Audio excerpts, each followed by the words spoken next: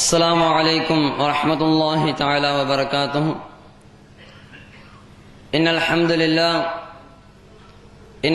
لله نحمده ونستعينه ونستغفره ونعوذ بالله من شرور أنفسنا ومن سيئات أعمالنا.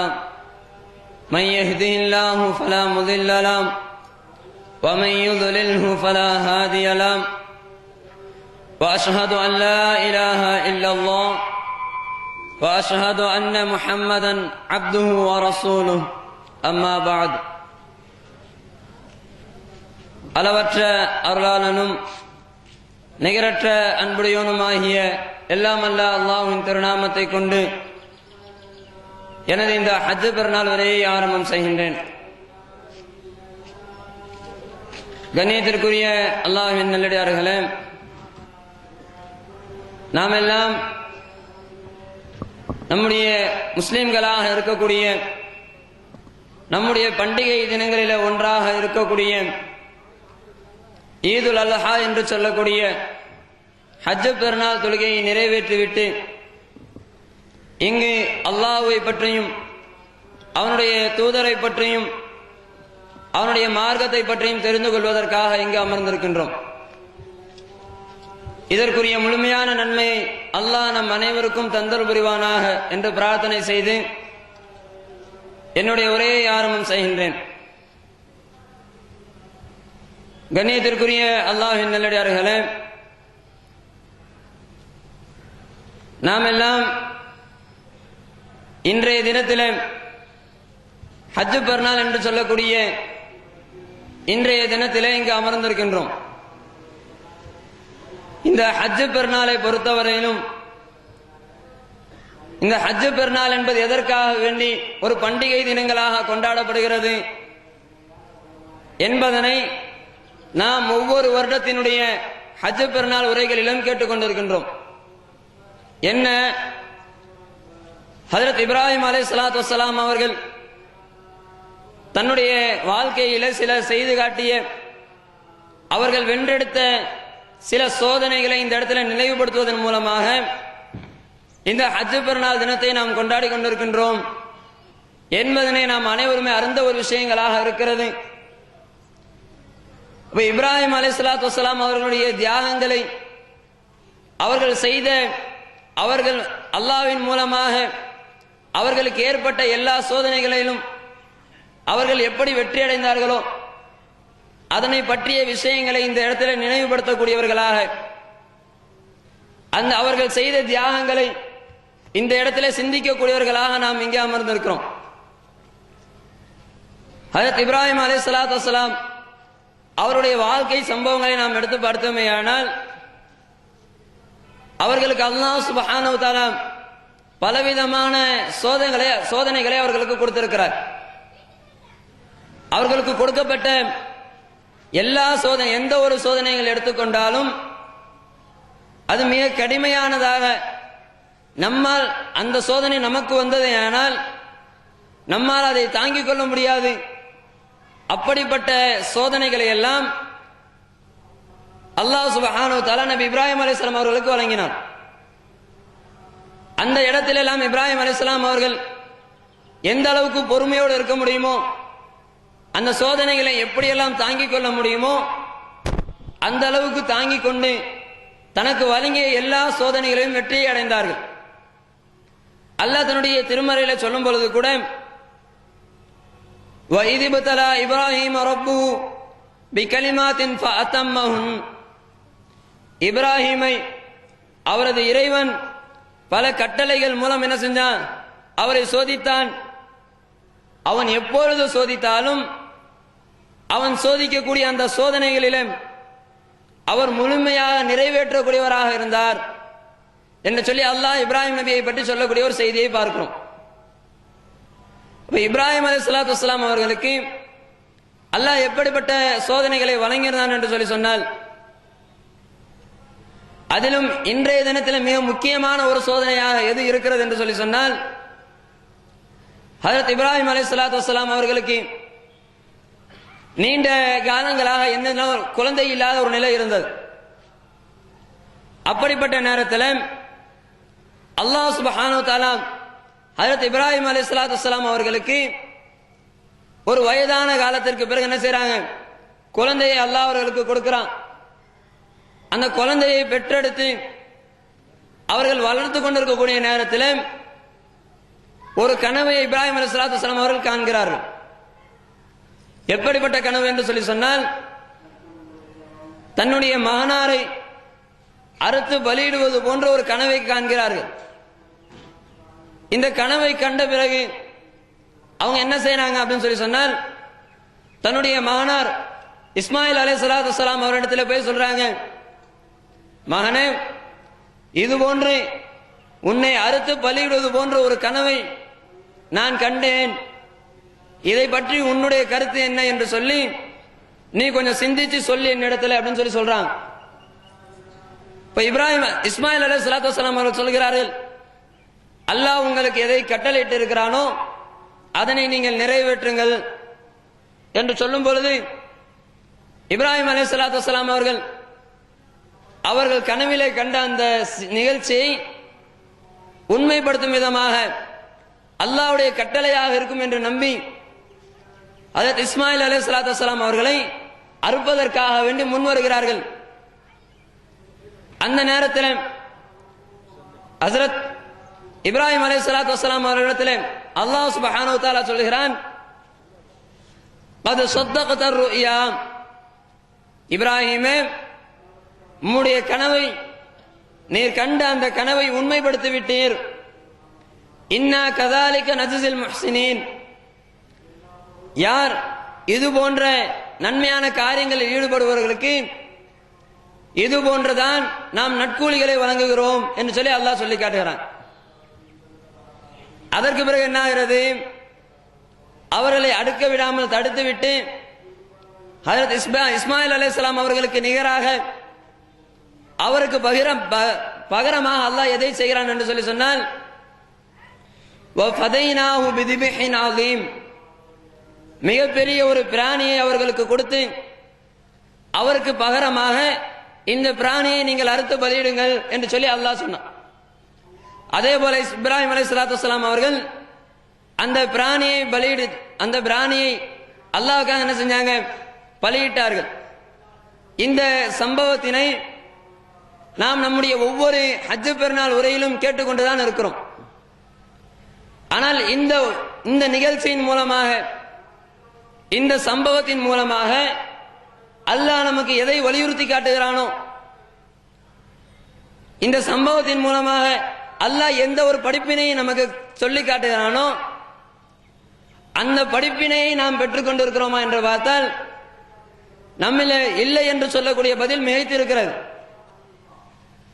இந்த குர்பானி கொடுக்கக்கூடிய விஷயத்தின் மூலமாக, இறைவனுக்காக வேண்டி பிராணிகளை அறுத்து பலியிடக்கூடிய விஷயத்தின் மூலமாக அல்லாஹ் நமக்கு வலியுறுத்தக்கூடிய விஷயம் என்ன?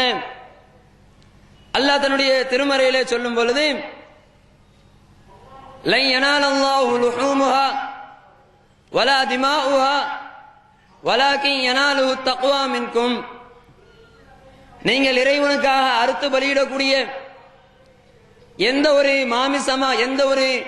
பிராணியுடைய மாமிசமாக இருந்தாலும் சரி, எந்த ஒரு பிராணியுடைய இரத்தமாக இருந்தாலும் சரி, அது உம்முடைய இறைவனை போய் சென்றடைவது கிடையாது. அல்லாஹ் சொல்லுகிறான், இறைவனுக்காக வேண்டி நாம் ஒட்டகத்தை பலியிட்டாலும் சரி, மாட்டை பலியிட்டாலும் சரி, அல்லது ஆட்டை பலியிட்டாலும் சரி, எந்த ஒரு பிராணியுடைய மாமிசமோ அல்லது அதனுடைய இரத்தமோ என்ன செய்வது கிடையாது, அல்லாஹ்விடத்தில் சென்றடைவது கிடையாது. அல்லாஹ்வுக்கு அது தேவையும் இல்லை. அப்ப எதற்காக வேண்டி இப்படிப்பட்ட ஒரு நிகழ்ச்சியை ஏற்படுத்தி இந்த நிகழ்ச்சியினை பின்னால் வரக்கூடிய எல்லோருமே செய்ய வேண்டும் என்று சொல்லக்கூடிய ஒரு நிலையை நமக்கு ஏற்படுத்தினான்.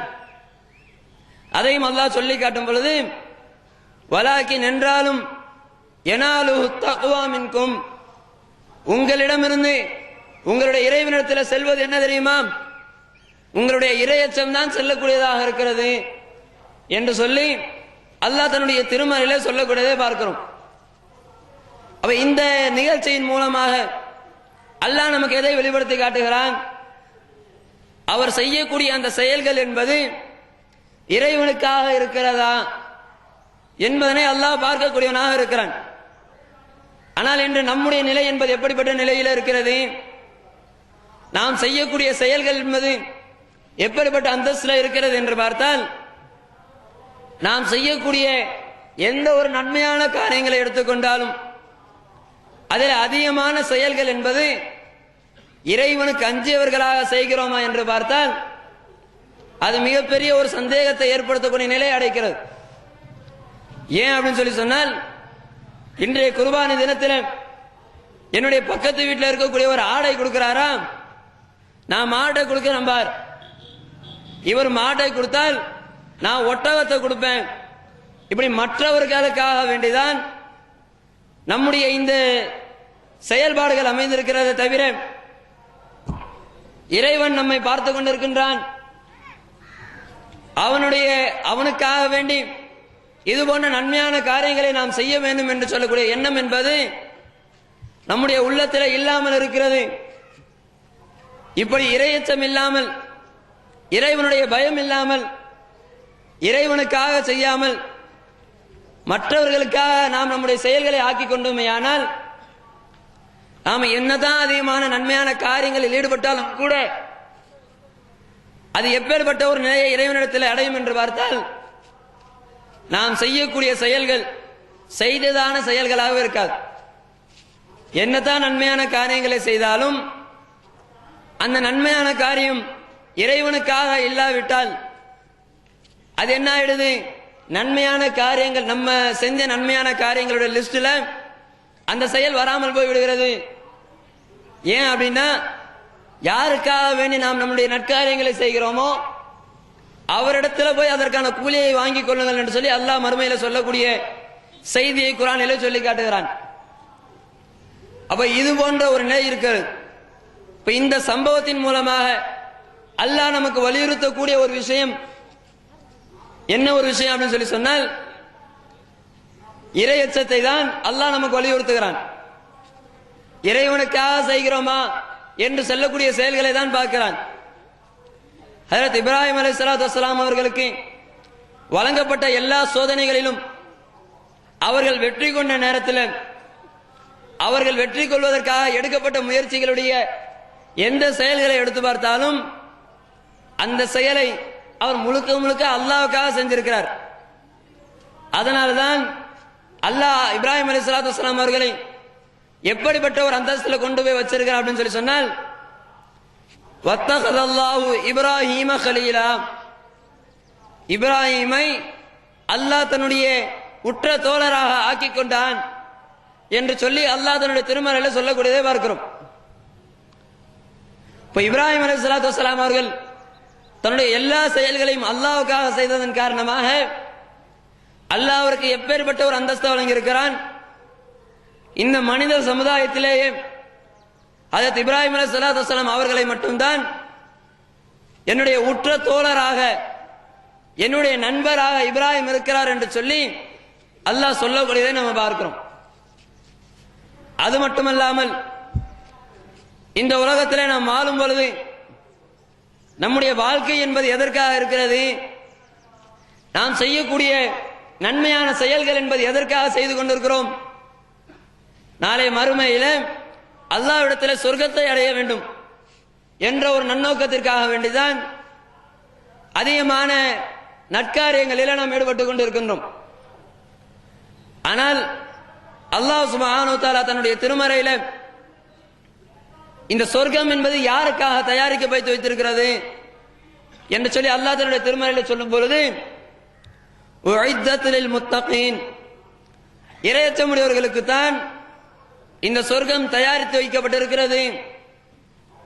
இன்னொரு இடத்துல அல்லாஹ் சொல்லி காட்டுகின்றான், இன்னல் முத்தகீன ஃபீ ஜன்னாத்தின் வ நஈம், யார் இறையச்சமுடையவர்களாக இருக்கிறார்களோ அவர்கள்தான் சொர்க்கத்திலே வாழும் பொழுது இன்புற்றவர்களாக, இன்பமான நிலையில வாழக்கூடியவர்களாக யார் இருக்கிறார்கள் என்று சொல்லி சொன்னால், யார் இறையச்சமுடையவர்களாக இருக்கிறார்களோ அவர்கள் தான் இருக்கிறார்கள் என்று சொல்லி அல்லாஹ் சொல்லி காட்டுவதை பார்க்கிறோம். இப்ப இந்த உலகத்திலே நாம் வாழும் பொழுது எந்த ஒரு நன்மையான காரியங்களை செய்தாலும் சரி, அல்லது எப்படிப்பட்ட இறைவனுக்காக வேண்டி எந்த ஒரு நன்மையான காரியங்களை செய்தாலும் அந்த செயல் என்பது இறைவனுக்காக செய்யப்பட்டிருக்கிறது, இறைவனுக்காக செய்யப்பட வேண்டும் என்பதனைத்தான் அல்லாஹ் பல சம்பவங்களின் மூலமாக நமக்கு வலியுறுத்துகிறான்.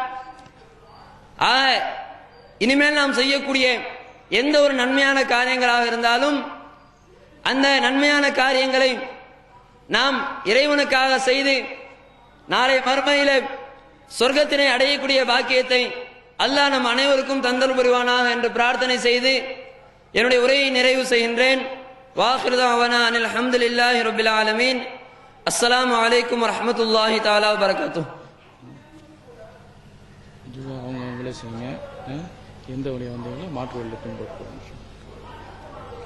உங்களுக்கு தேவையான துஆக்களை நீங்களாக செய்து கொள்ளுங்கள். அதே போல பெருநாள் தொழுகைக்கு வரும்பொழுது எந்த வழியிலே வந்தீர்களோ அந்த வழியிலே செல்லாமல் அதற்கு மாற்றமான ஒரு வழியிலே, அதாவது வரும்பொழுது எந்த வழியில் வந்தோமோ அதே வழியில திரும்பி போகாமல் வேறு வழியிலே தம்முடைய வீடுகளுக்கு திரும்பி போகுமாறு நபி ஸல்லல்லாஹு அலைஹி வஸல்லம் அவர்கள் நமக்கு கட்டளையிட்டு இருக்கிறார்கள். அப்ப அந்த அடிப்படையில் இங்கு திடலுக்கு எந்த வழியிலே நாம் வந்தோமோ அந்த வழியிலே திரும்ப செல்லாமல் வேறு வழியிலே திரும்பி செல்லுமாறு உங்களை கேட்டுக்கொள்கிறோம். அஸ்ஸலாமு அலைக்கும்.